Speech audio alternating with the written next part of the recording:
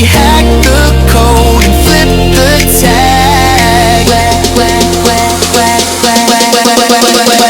Where cliches come to retire. Drop that beat, turn down to fire. Say what's real, let fears take a seat. Unconventional wisdom, dancing on your feet. Hey. Hello and welcome to Unconventional Wisdom, about conventional wisdom. I'm your host, Kim Miller-Hershon. I am excited to talk to Jason Wong today. I think you're going to find his story really compelling. So before we get into questioning him, let me just tell you really quickly about Jason. So he is an award-winning packaging manufacturing innovator. Now, you don't hear that very often, huh? Packaging innovator and the CEO of Packing Duck, specializing in customized solutions across paper, plastic, glass, and metal for high-growth consumer brands. With serial entrepreneur success, including building Doe Lashes to a $15 million valuation and serving as a CEO of Pug House, Jason brings firsthand experience of packaging pain points combined with East-West supply chain expertise to revolutionize traditional manufacturing. So he is really an innovator, like I said, in his field, which is pretty cool because it is definitely an industry that has some tried and true ways in which they do things. All right, Jason, before we get into the other questions, why don't you tell us what is the most fun things that you've ever packaged? Yeah, in recent memory has to be something that we did for Quest Bar. So Quest Bar is a big nutrition company here in the United States. They do a lot of protein powder, protein cookies, and pastries. And they're launching protein brownies and protein muffins. And they're like, what is a great way for us to present this in a way that's related to the product we're selling? We don't want to just throw this in a box and call it a day. We want it to be fun. And so they're like, you know what? We've seen how long our customers actually put our products in a microwave or an oven to heat it up first. Because typically you would just buy a Quest Bar in a grocery store and just eat it right there. But it actually tastes really good if you heat it up. So we made a PR box that looks like an oven. It has a drawer. It has a rack. You can open it up. It looks like an oven. And to use that to present their new product launch, which I thought was a brilliant idea on their part, and we were able to make it happen. Yeah, that's fun. And I think the fact that you can do that at scale is pretty amazing. Yes, absolutely. It's been really tough to figure out how to make it work at scale. Scaling a company and scaling production is one of those things where you don't really know what breaks until it breaks. And it's great lessons all the time, but certainly it was challenging at first.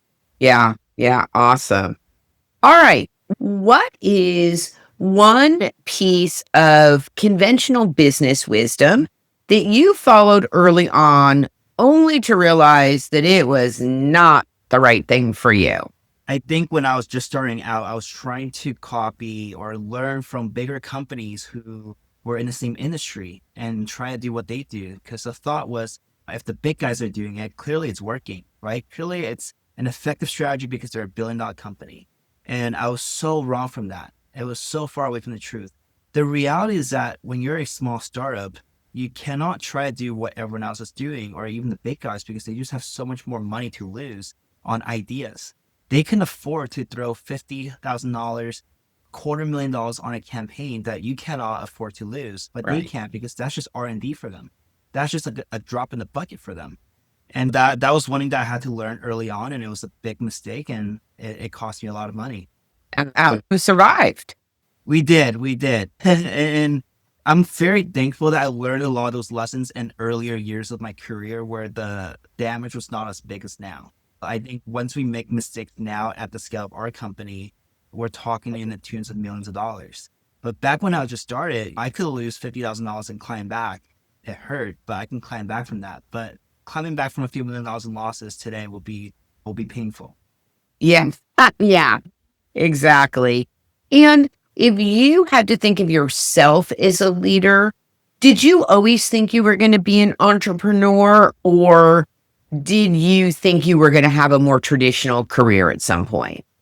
Up till the time when I left school, I thought I was gonna be either a doctor or a computer science engineer. I just thought that I would get a job that pays well so I can take care of my family. That's what I grew up thinking, right? I was an immigrant. I came to this country when I was 8, and I was just trying to work and create opportunities for myself here. This is one of the greatest countries on earth, and there's so much opportunities out here for us. And so, as an immigrant coming to this country, my thought is just I'm gonna go create great work, contribute to this country, and do my part. And I realized that I just wasn't cut out for the academics. I just wasn't cut out to be studying at a higher level to do the jobs like a lawyer or a doctor or whatever it Mhm. is. From the get go, I knew that I had a talent for creating my own opportunities, which is building my own companies. And it's funny because by any standards, I was not successful in at least in the Asian culture. I didn't go to a big name school. I didn't get a great 6-figure job. I was working and paying myself very little money for the first 2 years. But that was just an investment into what we have today. And I do think it's very culturally, it's very interesting, right? Because your mom can't go to wherever her gathering place with her friends and say, like saying, oh, my son is a successful entrepreneur is not acceptable, right? Like, Yeah, it's not a talking point. You don't really tell your friends that your kid is starting a startup and maybe they'll succeed. You talk about they got getting into MIT or Harvard or getting a job at a big bank. At least in our culture, right? They like big names being attached to your kid's success by right. association, and I had nothing to show for that. Yeah. Which, on the one hand, we can giggle about it, but on the other hand, I do think that idea of knowing that you are different, right? Knowing actually that you will be successful, right? That belief in yourself, but having the courage and being brave enough to go against cultural norms is it's not that easy. No, for sure. But the realization that I had is that if you want to be like everyone else, then just do what everyone else is doing. And I didn't want to be like everyone else because for the circumstances that I was in, I knew that I had to do something drastically different to get myself out of it. And my mom raised me as a single mother, and I wasn't cut out to go to a big name school. My options were either I work a trade job or start my own business. There was really no in between. And if I want to just do what everyone else is doing and work my way up, and maybe in 15 years I'll make $200,000 a year, that was my path. But I didn't want to do that. I wanted something earlier. And so for the first 8, 9 years of my career, I paid myself $80,000 a year, which is above minimum wage, but it's not like wealthy, right? When people think about Right. business owners, they think they're flying in first class or doing all these stuff. But the first few years with no outside capital is really challenging. I've never raised a single cent from investors. I don't know how to raise money. Every single business I built was coming from whatever I made from the previous companies that I either exited or started and made profits with. So I was my own investor for the last decade. The only person I could disappoint is really myself, and I think that's greater than having investors. Yeah. Wow. It is true. The expectations that we put on ourselves can be pretty substantial. I do agree with that. Okay. So now so is this your second big company? Doe Lashes was your first one, and then this is your second? Third or fourth, it's really hard to say what defines those big companies, right? Because when I was 16, my marketing company was great, and I had a clothing company back then. And I started over a dozen brands in the last decade, and it's really hard to say what's been the biggest. But I think so far, Packing Duck, my packaging business, in terms of size, is the biggest one. Right. And I'm just very thankful that I was able to fail so many times in the past without taking that big of a damage in order to take the lessons and build this. And it Right. really just takes time in the arena. A lot of people think that there's overnight success or you'll make it on your first company. But the reality is that it's like dating, right? Like your first relationship, you're just learning how to make this thing work. And then on your second one, you're taking on the learnings from the last one and you're going to learn some more on this one. And it just takes a lot of time for it to Yeah. work, make sense. And it's the exact same thing in business. There's so many lessons and trauma that I've built up over the last decade in different companies that ultimately led me to make less mistakes. And that's all I can hope for. I don't think that I will ever not make mistakes because we're humans. I will make the wrong judgment. I will make the wrong choice. but minimizing the damage, I think it's the best thing you can do as a CEO. And so, is there one thing that on the outside people think you have figured out that on the inside you still wrestle with, like something specific? Yeah, for sure. I think running a company is one of those things where, as a CEO, everyone looks at you, it looks at your success, tying it to the revenue or the growth of your company, right? If you're a CEO of a company, the better the company does, the greater CEO you are. I don't think that's always true. I certainly think that there's a lot of factors that made us successful, but it's not entirely because of me. Even though I'm the leader, I'll take accountability for what fails, but I can't always take credit for what wins. There's a lot of great people in our company that kept us going. And I also think great timing, great market, great economy, all those things have to happen for my company to do well. And I think that people think I have it figured out on building the best product, best team, best company. I'm still learning. At the end of the day, there's so much for me to learn. And there's so much people management. And Kim, you work as a coach, you understand how difficult it is to be a great manager, especially at a much larger company. We have 40, 45 people on our team now, and it's 45 different personalities, different types of ways that they want to receive feedback, different ways to communicate, different ways for them to fit in the org structure that makes sense. I don't think I have that figured out yet. It's doing okay right now. Like nothing's broken. But like I said, in business, you don't really know what's broken until it breaks. And I'm just waiting for that day to happen. How funny. So, what do you think that you had to unlearn as a leader in order to be a successful leader? I think the great thing that I had to unlearn was being too objective about everything. Everything to me at one point was black and white. And I realized that when you're running a company, when you're managing so many people's personalities and emotions, it's not always black and white. There's always context to things, and there's always a different way to think about it. There's always another perspective.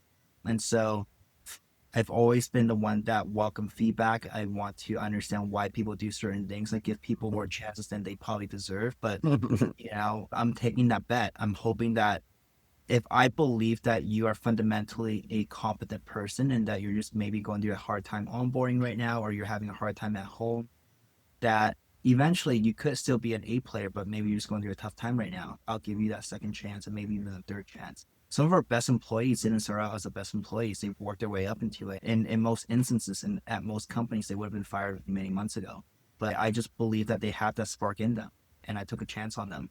I just think, just to answer your question, being able to take on more perspective allowed me to become a better leader. Yeah, that's interesting, right? I think you can play that what you just said in both ways. It was interesting because this morning I was reviewing a podcast that I did a while ago. The woman runs a recruiting firm, and when I asked her this question, her answer was originally she thought that she needed to hire people who had been recruiters before, right? Who had the technical expertise of the job, right? And what she found over time is that actually people who have been servers in a restaurant, right? The qualities of that person are a much better fit for what she needs. And then she went on to list like all of the qualities that they tend to have. And I thought that was really interesting, out of the box thinking, right? So it's not exactly about giving people lots of chances, but I do think it's opening up your idea of who a good employee is. 100%. And I think just hiring people based on their past experience is a very short-sighted way to recruit. And I agree with her on that too. A lot of the people who are in our project management team are former executive assistants or former operation managers. They are detail oriented. They are on top of things, and they're able to see things 10 steps ahead before you. And I think that's the best type of people to have as a project manager at our company, because you need to be able to have foresight into what's next. And these people that we hired didn't previously have experience with packaging. And I think that's something that I can teach, right? Packaging is a skill. It's like I can teach you these things because there's a right and wrong answer to it. But having that intrinsic motivation to be on top of things, to have the foresight and be organized, I cannot teach you that. You either have it or you don't. So that's how I hired as well. I agree with her. You reminded me of something which is a really interesting thing. So I think a lot of people think as a CEO that one of your jobs is to motivate people. And I actually would say that motivation is intrinsic. It's internal, right? Your job as the leader is to turn it on, right? And encourage it. But if I don't have any sort of intrinsic motivation, there is nothing you are going to say or do to get me to buy in, right?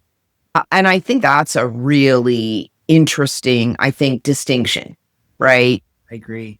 And I think as a CEO, you're setting the benchmark for the rest of your team. Your team will only do as much as what they believe you're setting the benchmark for. So if you're a leader who is unorganized and is messy and doesn't really care, that tells your team that it is also okay to do that because our leaders like that. But if you're a leader who's okay, here's a standard that we're going to create, that we're going to set and meet, and I want to make sure that you guys see me do this, the team's got to follow that because that's the standard that you set. So if you're a leader that just let things pass, lets things get by and not fix it, you're lowering the standards across your team over time, and you're going to see that impact immediately. I was working with my girlfriend over this past weekend, and she just opened a bakery yesterday. It's her dream to open a bakery, and she's a chef herself, so she has a very high standard for like how food should taste. And I could just see that because she was so strict about all the things that she was putting out, that the people who are working with her, like the other chefs that are working with her, are like, okay, we really need to go back and fix it because clearly it is not up to standard that we're setting as a company, as a team. We're gonna go back and fix it. But if you're a chef who's, you know what, I'll just make whatever because people are gonna pay for it anyways, and I don't really care about how it tastes. It just needs to look good. They're gonna sell anyways. That's just how your chef is gonna cook. And over time, the quality just gotta deteriorate and go down. So it's very important as a leader to set that early on, but also commit to that. It's interesting because one of the facilitations I do is 5 behaviors of a cohesive team. It's a Patrick Lencioni, if you've ever heard of 5 dysfunctions of a team, and he's got like a gazillion other books. Yeah. Anyways, what's really interesting is it's in a pyramid. And one of the sort of top tenets is around accountability. And the way that he describes accountability has really to do with the ideal is to have peers holding each other accountable, right? Having the team holding each other accountable. But relative to what you just said, if the leader, the CEO, or in this case, the bakery owner, chef, is not willing to hold people accountable, you cannot expect your team to hold each other accountable. 100%. Yeah. So do you want to give a shout out to the bakery where it's in New York? Do you want to? Toronto. Oh, okay. In Toronto on Queen Street West, called Maison 118. But she's trained in France, and she was taking a lot of the French techniques and her Asian heritage and creating a fusion there. It's really amazing bakery, and she sold out for the next few days. So that's why I'm off work. I was taking a part-time job there, helping her out. So I'm a little bit. I love that. Okay, so all of our Canadian friends who are in Toronto, go check it out. Maison 118. So that's exciting. All right. So we asked about what you have to unlearn. Would you say that there's anything right now where you are that you're working on or that you've identified you need to work on as a leader right now? Certainly, it is knowing how to hire the right people for the right teams. I think it's a very hard thing to do. And you're going to see the common pattern of me complaining about what's not working is around people because it's just the one thing that I'm really bad at. Well, okay. Clearly, you're not so bad at it because you've grown your company pretty substantially. But I do think it is an evolution, right? It's that combination of understanding kind of what skills and characteristics you need, and then who's a good culture fit, Yeah. right?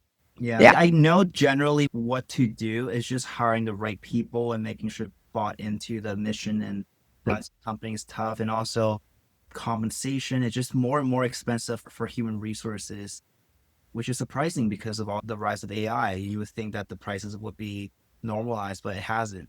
And No. so we want to hire really good people for a team, but we also want to keep really good prices for our clients. So we need to keep our costs low. There's just so many variables that you have to play around with as a CEO, so many levers that you have to play around with. Yeah. One, we're a business, we need to make money, but two, we're a business with high standards, so we need really good team members. And those team members need to fit with us culturally, because one bad apple does ruin the whole bunch. Yeah. One bad hire messes everything up.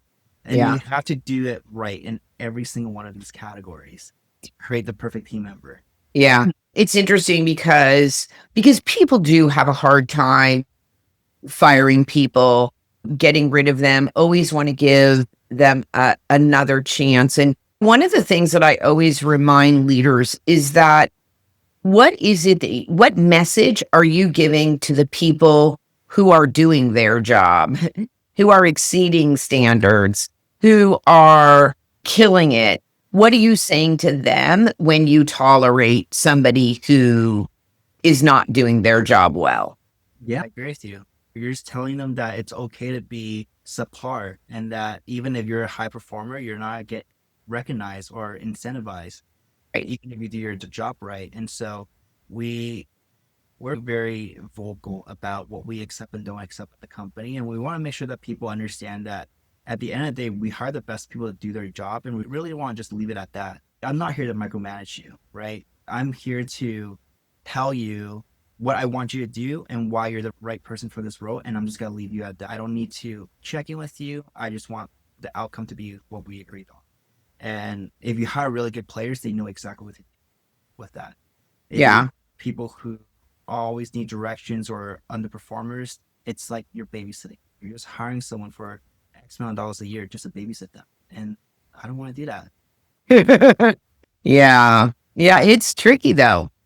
People are tricky because it's not ever just one thing. Usually it's complex. People are complex. All right. What's one unconventional habit or mindset shift that's helped you grow your business? Great question. Unconventional wisdom or habit that I changed. Ooh, that's a really good one. Because I guess most of the stuff I do is so normalized to me that it's pretty conventional. But I really do believe in being very persistent on following up. People look at follow up as being annoying and nag. I actually think that closed mouth don't get fed. And mostly the opportunities that I've gotten so far is just me being so relentless about what I want and following up until I get it. And you really do miss 100% of the shots you don't take. And I take that, I'm reminded of that every single day. So if I Yeah. want something, I know I have to go get it, and I'll do whatever it takes to get it. And first of all, I love that. And I think so many people get caught up in the emotion of asking, right? And kind of put a lot of meaning into a response, lack of response, right? Whatever it is. Oh my God, is it too soon to follow up? What will they think? Play a lot of head games around it. Yeah. And I do love the go for it. Yeah. It shouldn't be unconventional, but I actually think it is rather. Yeah. It's not like a hot take at all. I think there's some people who absolutely believes in it. But I think we've gone to a place, at least in my generation, we're a lot more passive than the generations before us, where the generations before us, they made their living talking to people and getting things done. Whereas in my generation, it's all electronic, it's all social media, it's all talking to each other in a way where you're not talking to each other. It's scared of following up. And kids my generation don't like to talk on the phone. They like to text instead. And so I do think that it is unconventional in a sense where people just don't believe in having to do follow-ups anymore. But the best sell people in the last few decades, they're the people who just will not give up. And that speaks volumes. Yeah, I would agree. Man, that is something. It's funny because I am not of that generation, right? But And, talking on the phone was the only means of communication that we had. And yet, even now, I find myself reluctant to pick up the phone. I may text somebody and say, hey, you have a minute? Can I call you? Yeah. Yeah. We're just scared of calling people. I think there's a lot of spam calls. There's people with, Yeah. whatever intentions who didn't really want to call you and they just waste your time. And I really think, I miss the days where we can just call and just get things done. But now there's so much back and forth on text messages that it just feels like you constantly have a pile of debt of text. Yeah. Text debt is so real. Hey, I have 400 messages I haven't gotten back to you, and I love to get to them, but it just keeps piling on. Yeah. Yeah.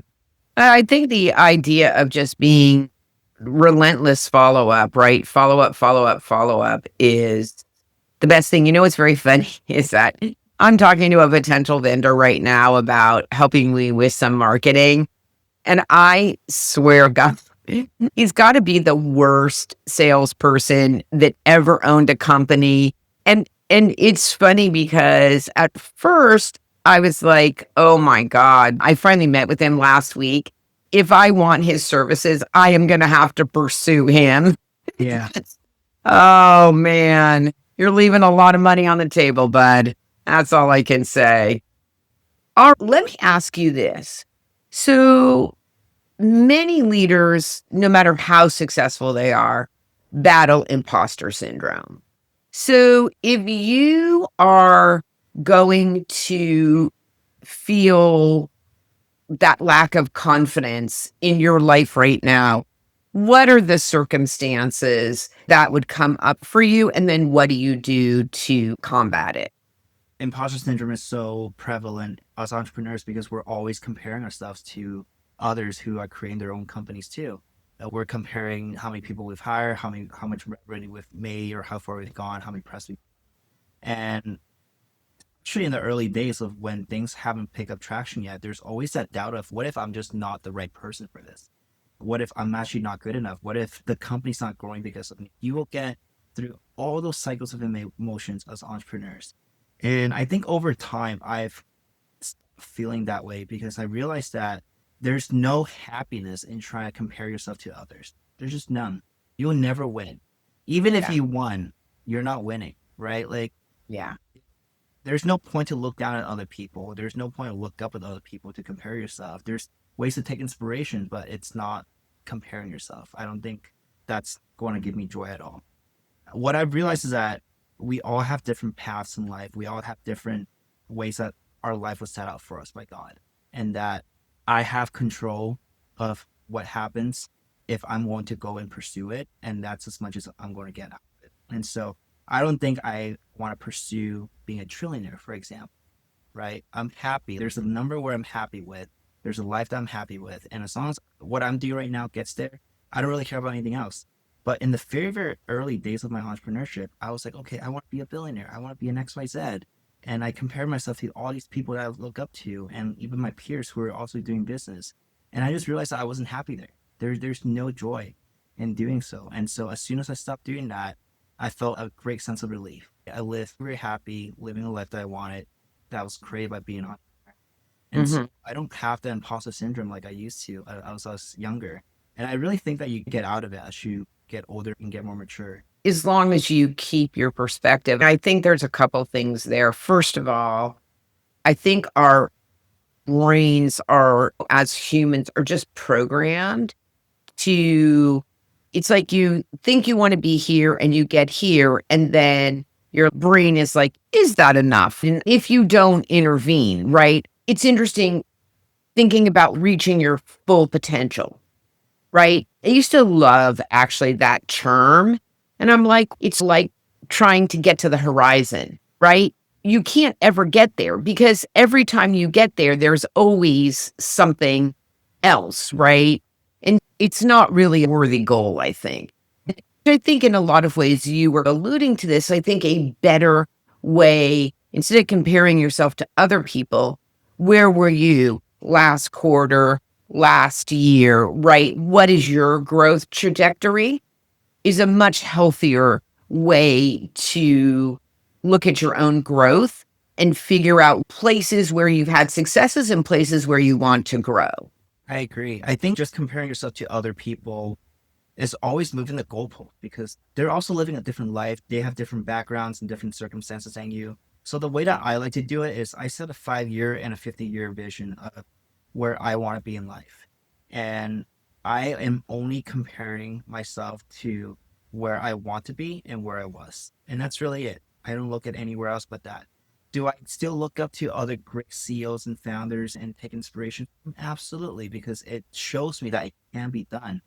But am I going to be sad if I'm not accomplishing everything that they're doing? Not really. I just don't think that's the right way to do it. Yeah. And be careful who you idolize too, right? Because I think there's also just even the idea of, I think being inspired by, looking up to, love that.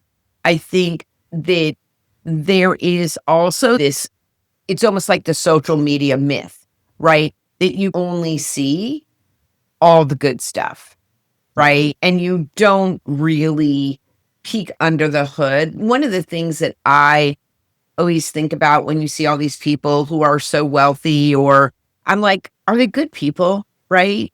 Do they treat everybody well, right? And in a lot of ways, I think that is one of the reasons why Taylor Swift has such a following around the world, because she truly is one of those, at least as far as I can tell, truly kind people, right?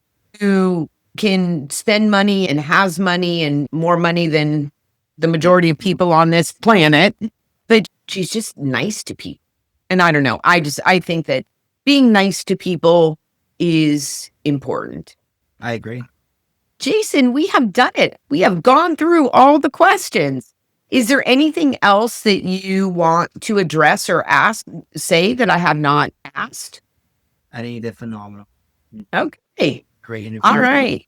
Packing Duck, really innovative packaging and manufacturing. Jason's URL will be in the show notes. For me, I would love it if you would subscribe to the newsletter. So the link for the newsletter will also be in the show notes.